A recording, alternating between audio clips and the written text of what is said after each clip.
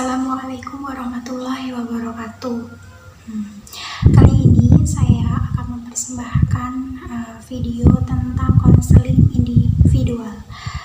Selamat menyaksikan. Assalamualaikum. Waalaikumsalam. Silakan masuk, Mbak. Ya, terima kasih Mbak. Silakan duduk. Ya.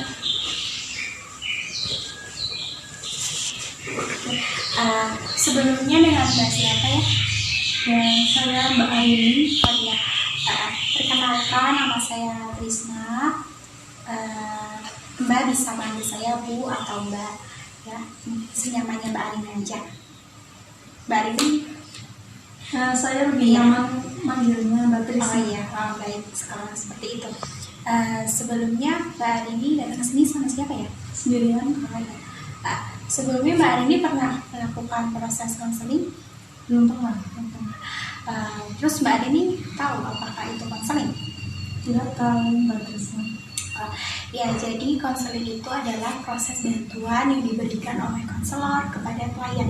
Nah, di sini konselornya saya dan Mbak Arini sebagai klien saya ya. Terus dalam konseling sendiri itu terdapat 3 asas. Ya.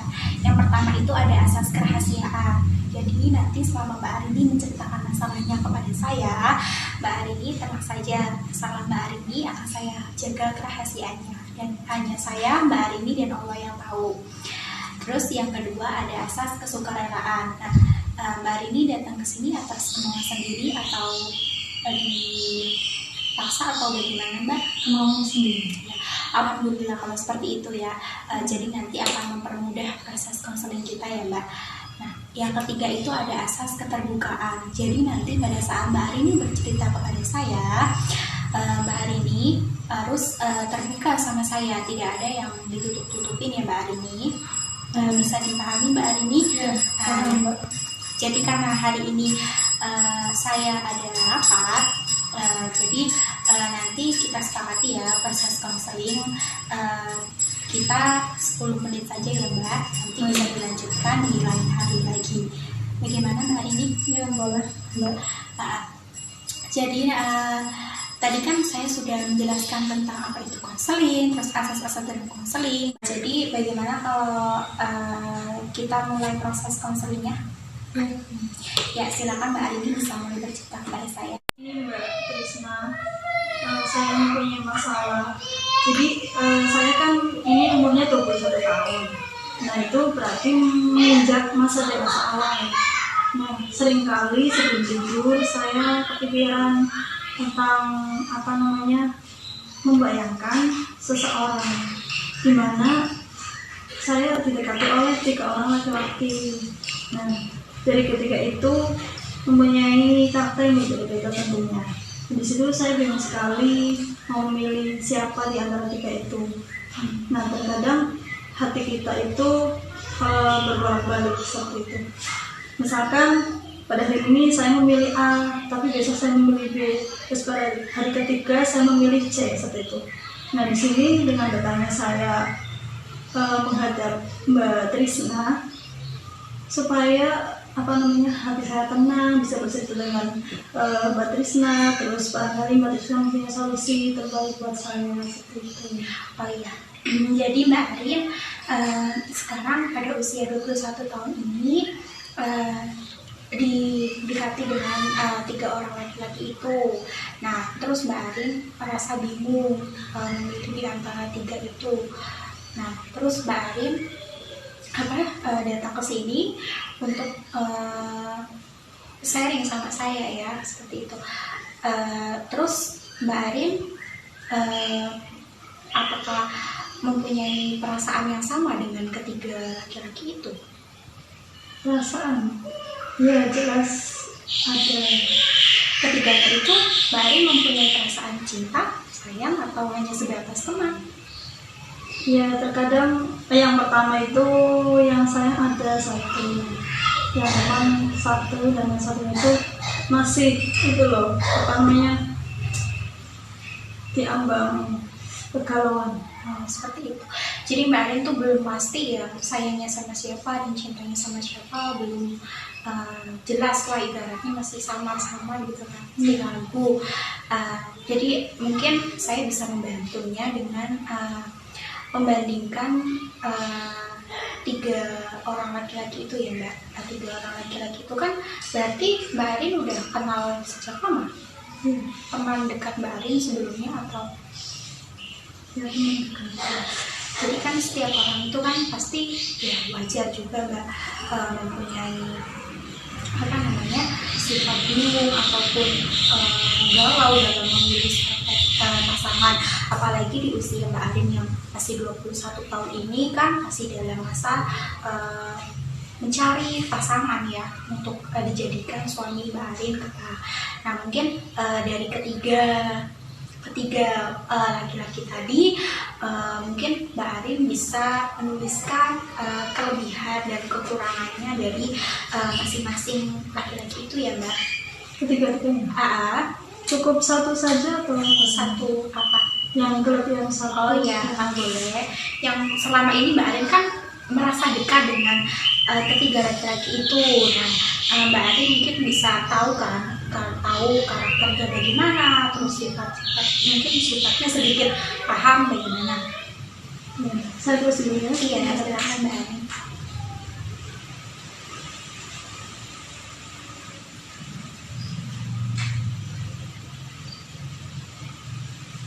Ini berarti cukup satu saja ya. Iya, kelebihan dan kekurangannya.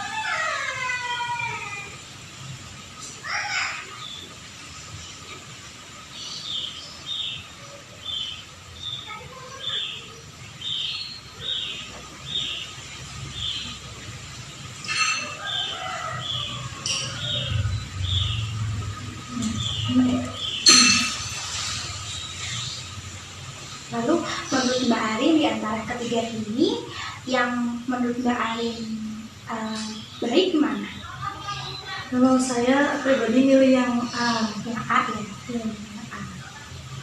Berarti menurut Mbak Arin yang baik di antara ketiga laki-laki ini ya Mbak, setelah Mbak mungkin kenal lama gitu ya. Di antara laki-laki ini yang kenal paling lama sama Mbak Arin yang mana?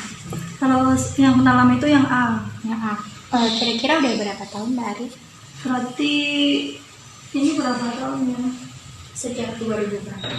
2017 Berarti ini 5 tahun. 5 tahun. Baik. Lalu Mbak Arin merasa bahwa Mbak Arin tuh bingung ya untuk memilih di antara ketiga ini. Menurut Mbak Arin, apa yang sudah Mbak Arin lakukan dalam mungkin dengan cara mungkin Mbak Arin menanyakan kepada teman-temannya si ini bagaimana sifatnya sama temannya atau bagaimana mungkin?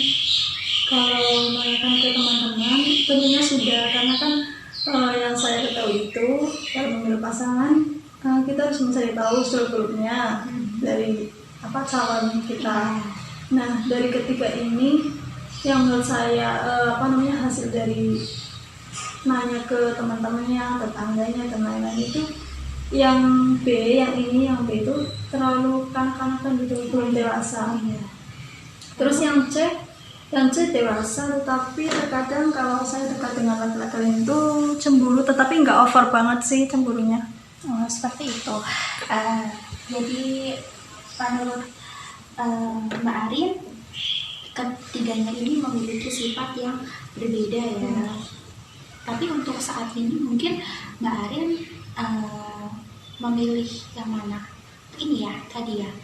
Iya, memilih yang A. Cuma terkadang masih ada kekurangannya, masih melihat kekurangannya. Ini mengetahui kriteria calon memilih pasangan menurut Islam. Ya, jadi yang saya ketahui dalam memilih calon suami tentunya itu baik, tetapi di sini saya bingung batasnya, maksudnya baik dalam hal apa seperti itu. Soalnya baik itu masih universal, belum dikhususkan baik dalam kategori apa. Tadi yang Mbak Arin pilih kan yang ini, Mas ini ya yang pertama. menurut Mbak Arini bagaimana agama Mas ini? Agamanya termasuknya sholat, baiklah, rajin sholat, dengan ngaji. Terus bagaimana sosialisasinya dengan masyarakat atau dengan masyarakat itu bagaimana perilakunya? Yaitu sangat sangat mau bisa berkeinginan ingin dekat dengan tetangga-tetangganya, dengan masyarakat. Jadi itu sangat bersosialisasi gitu. Baik ya, di dalam masyarakat, hubungan dengan masyarakat baik ya Mbak. Oke.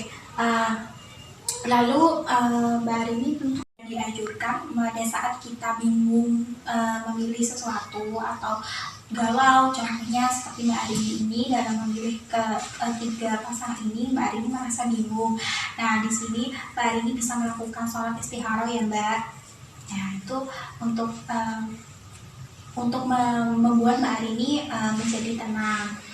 Nah, bagaimana Mbak Arini nanti dapat disimpulkan proses konseling pada hari ini, yaitu Mbak Arini tadi sudah menuliskan sifat atau kelebihan dan kekurangan dari ketiga ini, dan Mbak Arini merasa care atau seret dengan si A ini ya.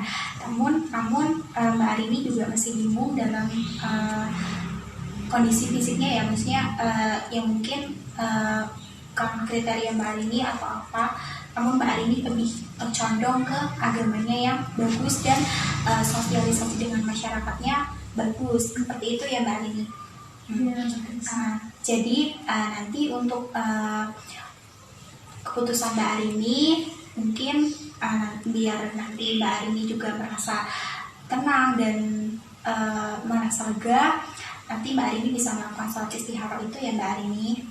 Nah, kira-kira Mbak Arini akan melakukan sholat istikharah kapan? Insya Allah nanti malam Mbak Trisna. Oh iya, itu syukur. Nah, berhubung waktunya tadi yang kita sepakati adalah 10 menit dan saya hari ini kebetulan ada janji, Mbak Arini, proses konseling ini kita akhiri ya. Sebelum diakhiri, saya ingin tanya kepada Mbak Arini, apakah setelah melakukan proses konseling ini bagaimana perasaan Mbak Arini? Ya, yang awalnya campur aduk, sekarang sudah lumayan tenang. Iya. Soalnya sudah melakukan semuanya, terus Mbak Trisna juga sudah mendengarkan dengan baik, lalu memberikan solusi yang baik juga ke saya. Dan akhirnya insya Allah akan saya lakukan nantinya. Iya, seperti itu Mbak Arini. Mungkin cukup sekian ya Mbak Arini. Nanti kalau misalkan Mbak Arini ingin datang ke sini lagi, Mbak Arini bisa, nanti kita bisa tukar nomor WA ya Mbak Arini. Nanti kita bisa sepakati kapan kita akan bertemu lagi ya. Seperti itu ya Mbak Arini. Mungkin sebelumnya mohon maaf ya apabila selama proses konseling ini mungkin ada yang membuat Mbak Arini tidak seret dengan saya ataupun apa. Saya mohon maaf ya Mbak Arini. Sekian ya Mbak Arini. Terima kasih. Hati-hati di jalan ya Ya, Mbak. saya pamit dulu ya. Iya.